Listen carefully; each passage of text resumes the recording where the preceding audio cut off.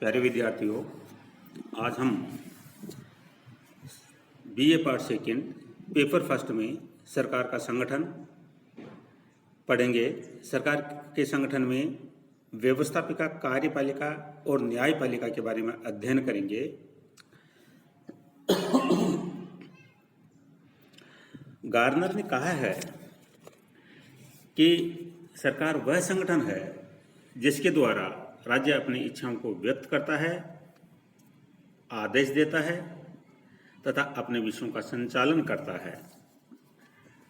राज्य के सरकार का जो संगठन है उसमें व्यवस्थापिका के बारे में या सरकार के तीनों अंगों के बारे में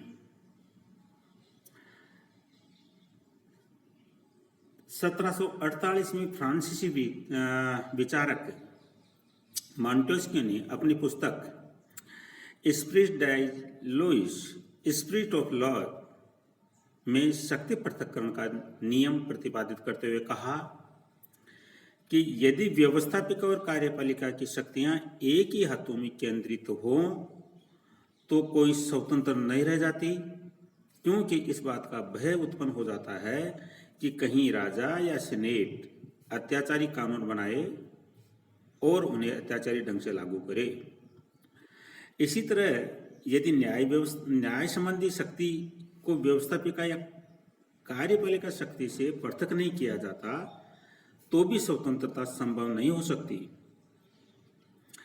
यदि न्यायिक शक्ति व्यवस्थापिका शक्ति के साथ जोड़ दी जाए तो प्रजा के जीवन और स्वतंत्रता को स्वेच्छाचारी नियंत्रण का शिकार होना पड़ेगा, क्योंकि उस दशा में न्यायकर्ता ही कानून निर्माता हो जाएगा। यदि न्याय शक्ति को कार्यपालिका के साथ जोड़ दिया जाएगा तो न्यायकर्ता का व्यवहार हिंसक एवं अत्याचारी हो जाएगा। यदि एक ही व्यक्ति या समुदाय तीनों काम करने लगे, अर्थात कानून बनाने, उन्हें लागू करने और विवादों का निर्णय करने लगे, तो स्वतंत्रता बिल्कुल नष्ट हो जाएगी और राज्य अपनी मनमानी करने लगेगा। इस प्रकार शक्ति पृथक्करण सिद्धांत द्वारा सरकार के तीनों अंगों में स्पष्ट विभाजन किया है, जिसमें विधान निर्माण का कार्य व्यवस्थापिका, विधान क्रियान्वयन का कार्य कार्यपालिका तथा न्यायिक कार्य न्यायपालिका को सौंपे गए हैं।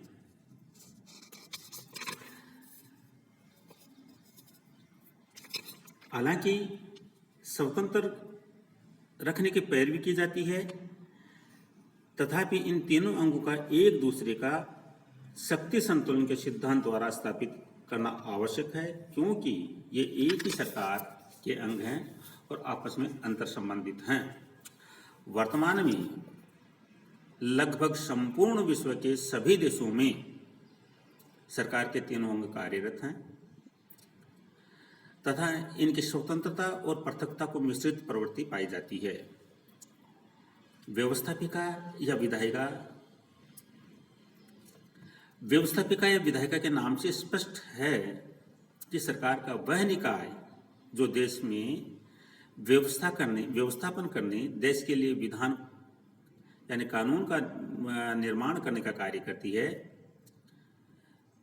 व्यवस्थापिका देश के लिए विधान बनाने के साथ साथ उसमें संशोधन व उनका निरसन, रिपील करने का अधिकार भी रखती है। सामान्यतः व्यवस्थापिका के नागरिकों द्वारा प्रत्यक्ष अप्रत्यक्ष निर्वाचन द्वारा चुने गए जनप्रतिनिधियों से मिलकर बनती है तथा संसदीय शासन प्रणाली में मंत्रिपरिषद का गठन इसी के सदस्यों में से होता है। अतः यह देश की सर्वशक्तिशाली संस्था होती है और अधिकांश देशों में सभी विधायी अधिकार व्यवस्थापिका में ही निहित होते हैं। व्यवस्थापिका के प्रकार की बात करें तो इसमें एक सदनीय व्यवस्थापिका होती है कई देशों में। इस प्रकार की व्यवस्थापिका में एक ही सदन पाया जाता है जो सामान्यतः प्रत्यक्ष निर्वाचन जनप्रतिनिधियों को मिलाकर गठित होता है। देश या देश के किसी भाग के लिए समस्त विधायी कार्य इसी सदन द्वारा संपादित किया जाता है। भारत के अधिकांश राज्यों में एक सदनीय व्यवस्थापिका है। आंध्र प्रदेश, बिहार, जम्मू कश्मीर, कर्नाटक, महाराष्ट्र, तेलंगाना, उत्तर प्रदेश को छोड़कर। इसके अतिरिक्त विश्व के कई देशों में एक सदनीय व्यवस्थापिका है। दूसरा पॉइंट है द्विसदनीय व्यवस्थापिका। व्यवस्थापिका के इस प्रकार में व्यवस्थापिका का गठन दो सदनों से मिलकर होता है, जिनमें एक उच्च या ऊपरी सदन तथा एक निचला सदन या निम्न सदन होता है। उच्च सदन के लिए सदस्य विभिन्न विधियों द्वारा स्थापित किए जाते हैं, जैसे वंशानुगत प्रणाली से ब्रिटेन के हाउस ऑफ लॉर्ड्स में, मनोनयन प्रणाली से कनाडा में, प्रत्यक्ष निर्वाचन प्रणाली से अमेरिका के सीनेट में, अप्रत्यक्ष मनोनयन प्रणाली से भारत की राज्यसभा में। वहीं दूसरी ओर निम्न सदन में सदस्य सामान्यतः प्रत्यक्ष निर्वाचन प्रणाली से निर्वाचित होते हैं। विश्व के अधिकांश द्विसदनीय व्यवस्थापिका में निम्न सदन क्योंकि जनता का प्रत्यक्ष प्रतिनिधित्व करता है, इसलिए अधिक शक्तियां प्रदान की जाती हैं। भारत, ब्रिटेन, अमेरिका, रूस जैसे विश्व कई देशों में द्विसदनीय व्यवस्थापिका गठित की हुई है। तीसरा प्रकार है त्रिसदनीय व्यवस्थापिका। व्यवस्थापिका का वह प्रकार जिसमें त्रिसदनीय व्यवस्थापिका का प्रावधान हो, इसके अंतर्गत आती है। वर्तमान में इस प्रकार की व्यवस्थापिका का कोई उदाहरण नहीं है, परंतु इतिहास में इसका अस्तित्व रहा है। सन 1983 में रंगभेद नीति के अनुसार दक्षिण अफ्रीका में तीन सदनीय संसद का गठन किया गया था, जिसमें हाउस ऑफ असेंबली श्वेतों के लिए आरक्षित, हाउस ऑफ रिप्रेजेंटेटिव मिश्रित प्रतिनिधित्व तथा हाउस ऑफ डेलीगेट्स भारतीयों के लिए आरक्षित था। दक्षिण अमेरिकी क्रांतिकारी साइमन बोलिवर शासक, जो Venezuela, Gran Colombia, Peru, Bolivia आदि का शासक रहा है, ने अपनी सरकार के मॉडल में त्रिस्तरीय संसद प्रस्तावित की थी। अगला प्रकार है चतुर्दश सदनीय व्यवस्थापिका। जिस व्यवस्थापिका में 4 सदनों का प्रावधान हो, वह चतुर्सदनीय व्यवस्थापिका कहलाती है। वर्तमान में व्यवस्थापिका का यह स्वरूप अस्तित्व में नहीं है, परंतु मध्यकालीन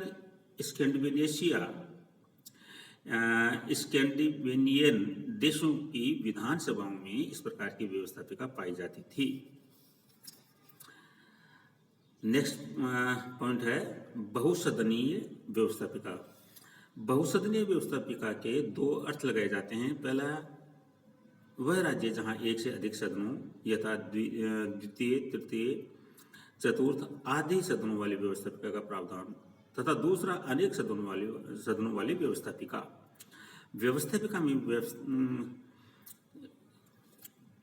यह स्वरूप आज अस्तित्व में नहीं है।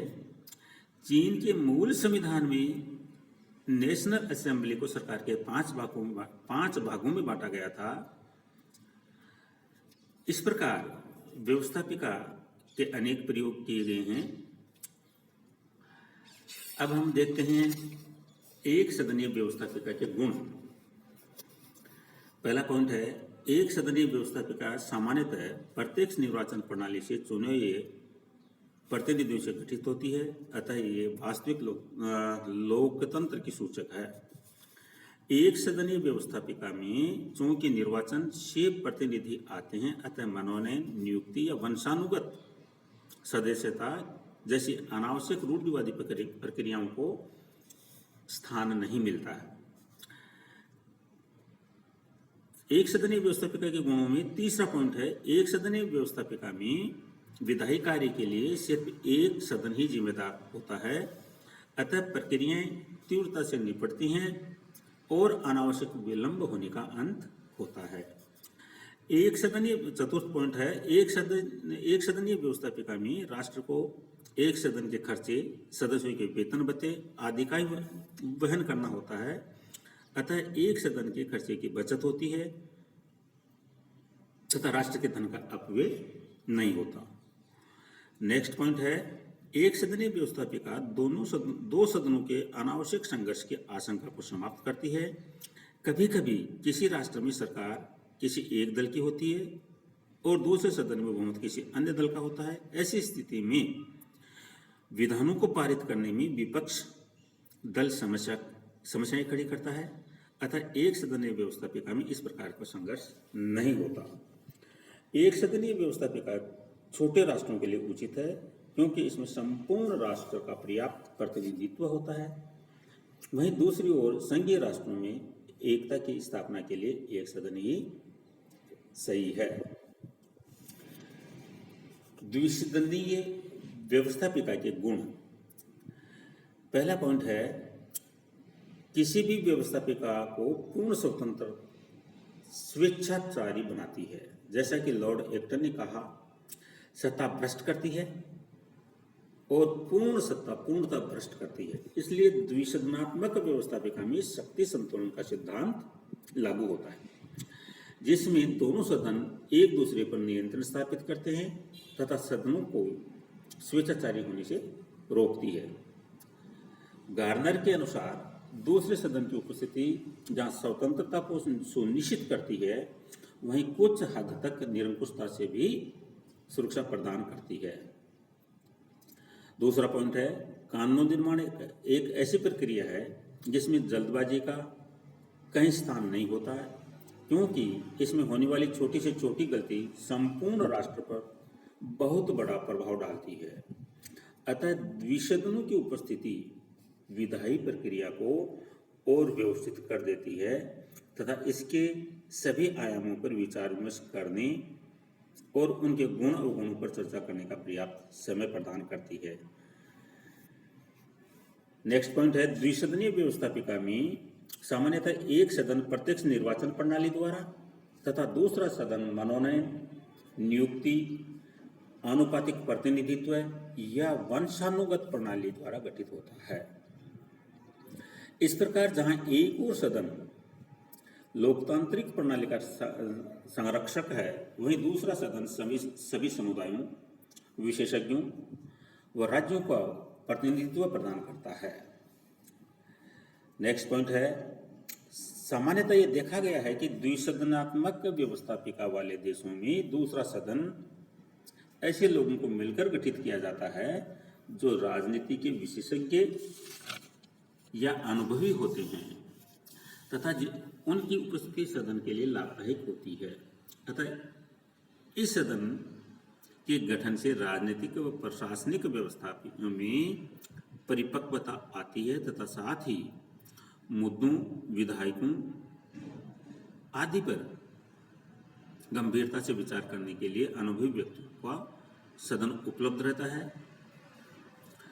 नेक्स्ट पॉइंट है, बड़े राष्ट्र जहां संघीय शासन प्रणाली होती है, वहां पर जनसंख्या व क्षेत्र के अनुपात में विविधता पाई जाती है। अतः एक सदन में संपूर्ण राष्ट्र को समान प्रतिनिधित्व नहीं मिल पाता। सामान्यतः द्विसदनात्मक व्यवस्थापिका यथा भारत के निचले सदन लोकसभा में सदस्यों का वितरण जनसंख्या के आधार पर तथा दूसरा ऊपरी सदन जो है राज्यसभा है में सदस्यों का वितरण भूभाग व राज्य की विधायिका की स्थिति के आधार पर होता है। इस प्रकार द्विसदनात्मक व्यवस्था में संपूर्ण राष्ट्र को प्रतिनिधित्व प्राप्त होता है। नेक्स्ट पॉइंट है, दोनों सदनों की उपस्थिति व्यवस्थापिका को व्यवस्थित एवं विशेषज्ञ बनाती है। जहां एक और दो सदनों की उपस्थिति में कार्यों का विभाजन हो जाता है, जिससे विधान बनाने की प्रक्रिया किसी भी सदन में कुछ राष्ट्रों में वित्त विधायन के अलावा प्रारंभ की जा सकती है। वहीं दूसरी ओर एक सदन में विधेयक पर दूसरे सदन में गंभीरता पूर्वक विचार विमर्श करने में से उसमें शुद्धता आती है। इस प्रकार सरकार के अत्यधिक कार्यभार, हड़बड़ी, त्रुटियों का भी निवारण होता है। साथ ही विधेयकों का पुनर्परीक्षण, कार्य विभाजन आदि से व्यवस्थापिका में विशेषज्ञता आती है।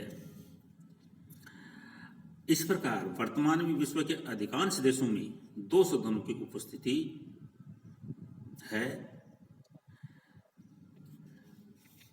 धन्यवाद।